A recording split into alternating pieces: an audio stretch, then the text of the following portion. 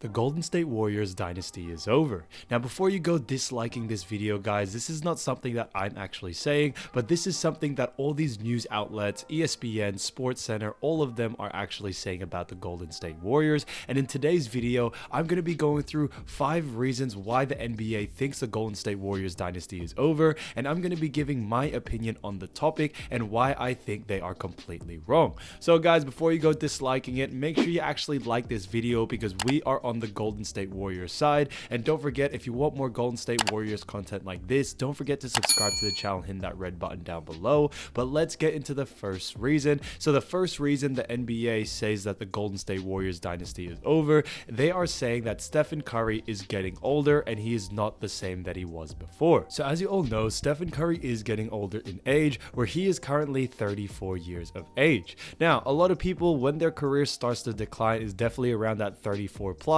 You know, when you start hitting closer to 40, that's when the career starts to finally slow down and you start taking a back position. However, as we saw in the last NBA Finals, it definitely did show that Steph Curry isn't just getting slower, but he's probably actually getting better when it comes to his shooting. He is honestly playing at such a high level, and there really isn't any difference from his, MVP seasons than this season as of yet that he just played. In all honesty, I think he is still playing at such a high level, and I don't think that is going to slow down anytime soon. Now, the reason why a lot of people say this when it comes to, once you hit the older ages, you start to decline when it comes to what you're capable of, is because if your game is based off athleticism, then it is really hard for you to actually stay in the league. Now, Stephen Curry, on the other hand, his game is not built on athleticism at all. All he does is shoot. He can barely dunk. Even if you go 5 years, 10 years back, he could never dunk. He can't, be super speedy around the ring. In all honesty, Stephen Curry shoots, and that's what he does best. He is shifty, and we have seen slower players, especially in today's NBA, actually prosper. Some players to keep in mind are James Harden, Luka Doncic, and they are averaging 25 plus points per game. So speed is no longer that much of an issue, and I think Steph Curry, skill-wise, he is always there. That's why, speaking of the past of the blast, we also have Ray Allen. The reason why Ray Allen stayed in the league for so long and was so effective for so long was because his game wasn't built on athleticism in his second half of his career. Yes, his Milwaukee Bucks days were honestly insane. He was a high flyer, but once he moved over becoming just a straight three-point shooter, in all honesty, he was able to last till his 40s very, very well, and a lot of teams still wanted him in the team because that's what they needed, someone who can shoot. And I think that's the same with Steph Curry. Yes, he may be getting a little bit older, but since his game isn't built on athleticism, I see Steph Curry keep going and keep getting better as time goes on.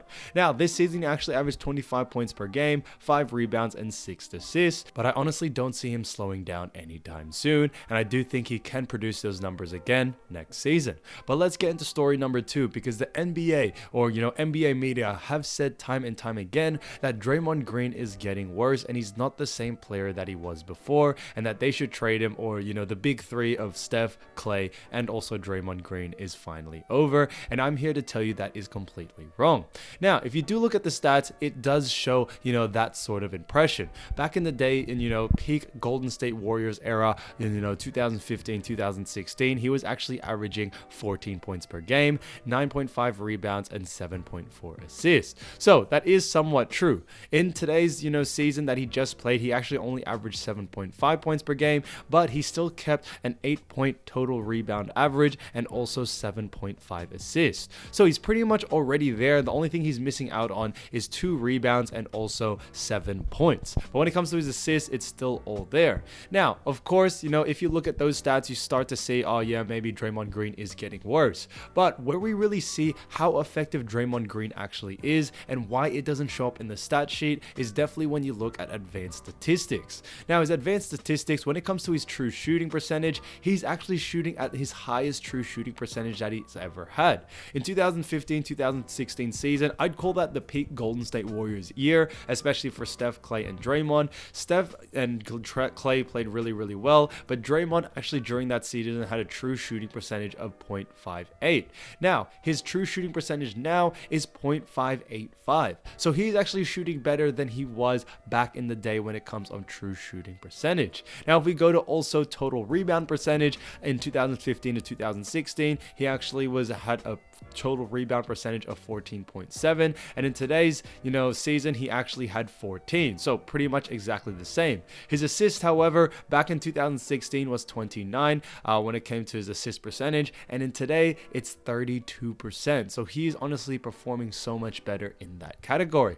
Now we keep going on when it comes to blocks, steals, and all of that. But when it comes to blocks and steals, just to let you know quickly, all of it has been higher today than it was back in his peak days, supposedly in 2015 and 2016. Now don't get me wrong, Draymond Green back in 2016 was definitely a beast of a player. He definitely put up more points in that category. However, when it comes to his effectiveness, I feel like it hasn't changed a lot, and if anything, in some categories he's also gotten a little bit better. So yes, he may have not scored as much in today's NBA or in today's season. However, he is producing more and more stats when it comes to other stats such as rebounds, assists, and steals, and all of that. He did recently say in an interview as well, the reason why he doesn't bother scoring so much anymore is because if you have Steph and Klay in your team, why wouldn't you just let them shoot it instead of you? And I would completely agree. To be honest, if I was a power forward for the Golden State Warriors and I have Steph and Klay in my team, I'd probably never shoot the ball and just play defense. That's all I'd probably do. So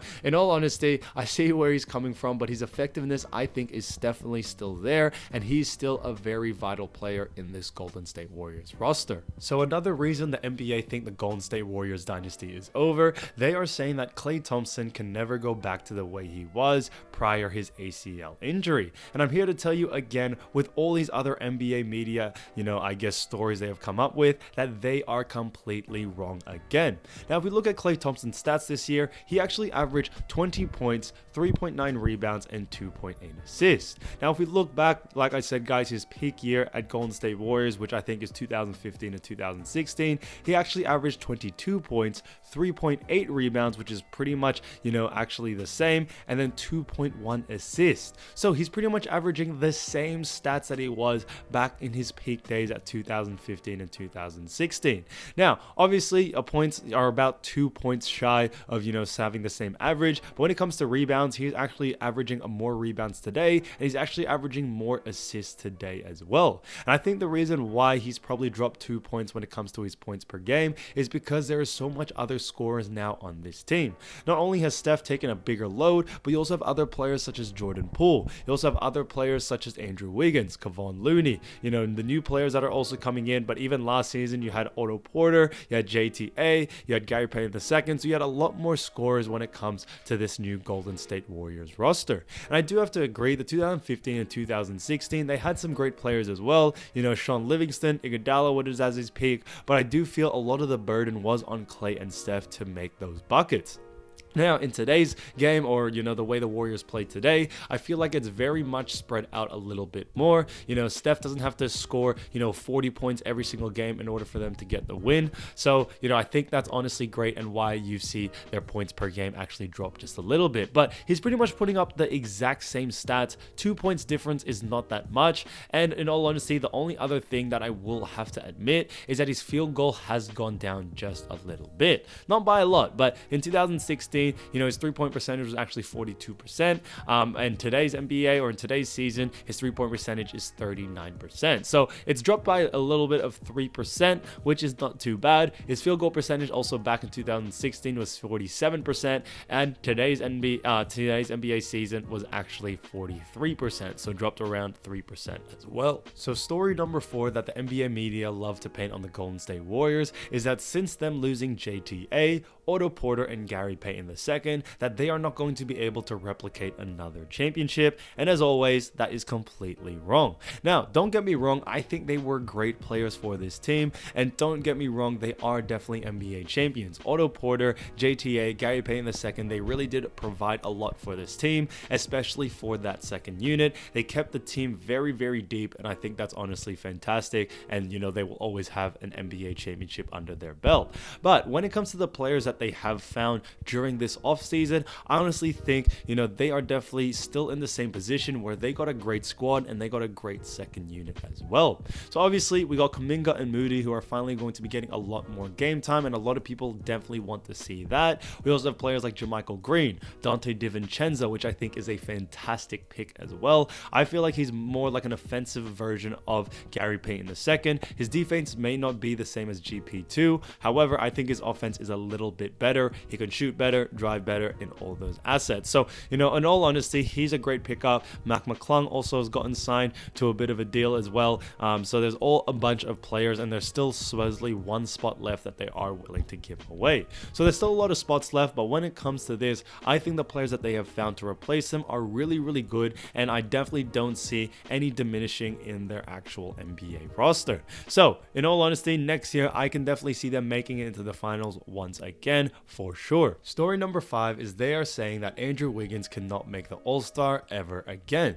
Now, a lot of people thought Andrew Wiggins making the All-Star last season was definitely a fluke. However, I'm here to tell you that that is completely false. We definitely did see him play so well in the NBA Finals, and there were a couple of games that without Andrew Wiggins, they probably wouldn't have won that game. So Andrew Wiggins is definitely a vital part for this Golden State Warriors, and I think he's fantastic for this team. Now, when it comes to Andrew Wiggins, there is a lot to say about it. Last season, he actually averaged 17 points, 4.5 rebounds, and 2.2 assists. So he averaged some pretty solid stats, and a lot of people didn't think he deserved an All-Star spot. However, if you look at someone like Chris Middleton, Chris Middleton has always been in the All-Star for the past couple of years, especially with his teammate Giannis always making it, so them two always end up making it. Chris Middleton actually only averaged last season 19 points per game, 4 rebounds, and also 4 assists. So it's not that far off when it comes to Andrew Wiggins' stats. Pretty much only has about 2 assists more and 2 points more. And yet Chris Middleton always gets in the All-Star and people don't even bat an eye. But Andrew Wiggins, he's won an NBA championship. He's honestly doing such a great job for the Golden State Warriors. Golden State Warriors are winning as well, and I think Wiggins does deserve an All-Star spot next season if he can continue to play at this high level. So guys, let me know down in the comments what you think. Thank you so much for watching, and I'll see you soon. Peace.